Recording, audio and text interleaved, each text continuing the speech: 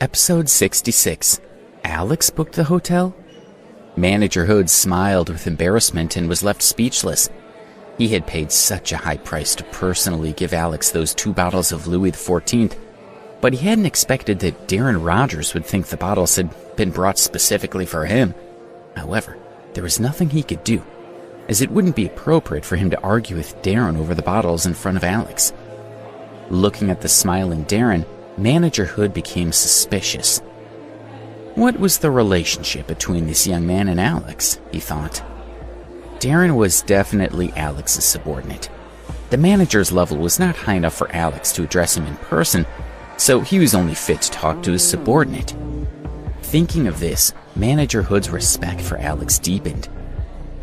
"It's my honor to have everyone come to my restaurant. Let me propose a toast to you all." Manager Hood told the waiter to open a bottle of Louis XIV and pour some wine for everyone at the table. He raised his glass to everyone. "A drink with Manager Hood. I'll remember his good intentions with all my heart," Darren said with a smile, and then took a drink from his wine glass. "Thank you," Manager Hood said, and continued to clink his glass with each of the others. "What the hell do you think a subordinate of Alex is worth? What I need is for Alex to remember me," the manager thought. Manager Hood appeared polite on the surface while he toasted with Donna and her aunts. He had no interest in them. But when he toasted with Alex's girlfriend Debbie and her mother Carla, his smile was sincere. When it was finally Alex's turn to be toasted, Manager Hood bowed even lower. His smile became even more brilliant as he was flattered and honored by Alex's company. "It was such a big advantage for Alex to follow me. If I wasn't here, Manager Hood would not treat him like this," Darren thought as he sneered to himself. Manager Hood's attitude also surprised Lisa and the others. "That boy Alex is something else. Not only did Darren agree to eat with him, but Manager Hood is treating him with such courtesy," Lisa thought. She felt that the manager was making too much of a sacrifice, but she realized that since Alex was a guest of Darren's, he couldn't possibly ignore the poor loser. That also proved how much power Darren had. When it was Lisa's turn for a toast, the manager walked up to her. Lisa noticed that he was very handsome and had delicate skin, which was exactly what she was attracted to. She had been too distracted to pay attention to his appearance when they had been talking in the hall. Lisa came up with an idea. Manager Hood was very respectful to that loser. As she was Darren's girlfriend's mother, and Darren had a much higher social position than Alex, she could take a risk with the manager. Even if she did something that displeased him, he wouldn't dare say anything. "Hello, Manager Hood. I'm Donna's mother," Lisa said in a sultry voice as she stared at him and gently touched his hand. His hand felt tender to her.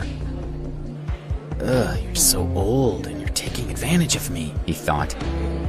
Manager Hood's face revealed a trace of astonishment as he looked awkwardly at Lisa, feeling that this middle-aged woman was too disgusting for him. However, he didn't dare show his feelings in front of Alex. Lisa shamelessly continued to try to touch him, but the manager wanted to slap her away. "Because of my relationship with Darren and my daughter, Manager Hood won't dare to publicly push me away," she thought. This time Lisa was even bolder. She found an excuse to touch his arm a few times. Manager Hood quickly left after drinking with Lisa. He felt relieved that he had finally escaped from her clutches, but he hadn't expected that her 2 sisters would try to do the same.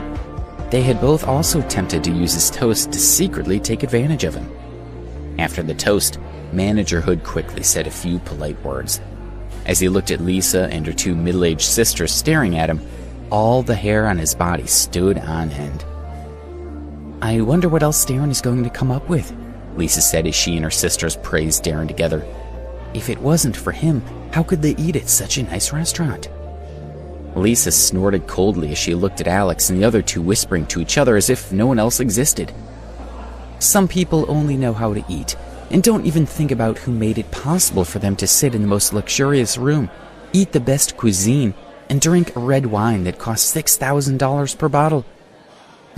This kind of person is really pitiful," she said in a low voice. Alex raised his head and looked at Lisa unhappily.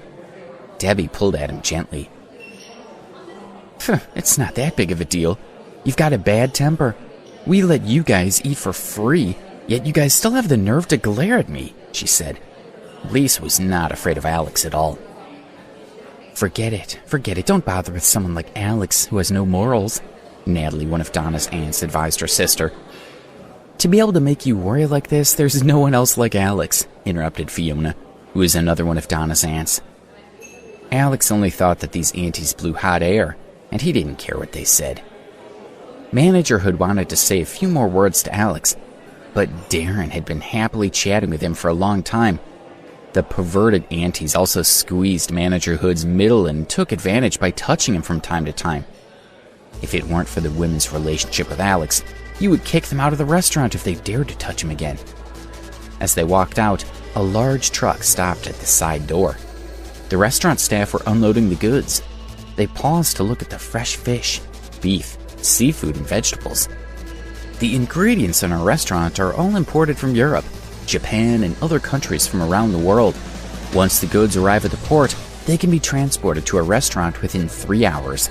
It's definitely the freshest and most delicious food in New York City, Manager Hood said to Alex and the others. Manager Hood, you are too polite. I just glanced at the truck and you're giving me a detailed introduction to your food. I'll ask my dad to come over to your place to eat next time. Darren smiled and patted him on the shoulder. He always felt that Manager Hood was being polite to him because of his father.